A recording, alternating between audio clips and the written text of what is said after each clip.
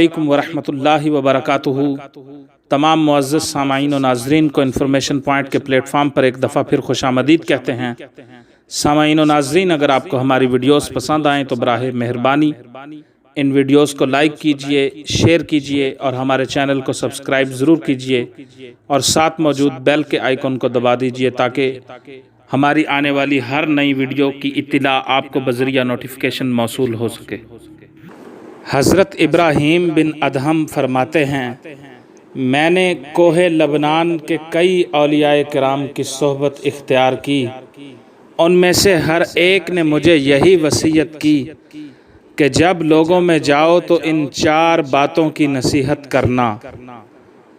جو پیٹ بھر کر کھائے گا اسے عبادت کی لذت نہیں نصیب ہوگی،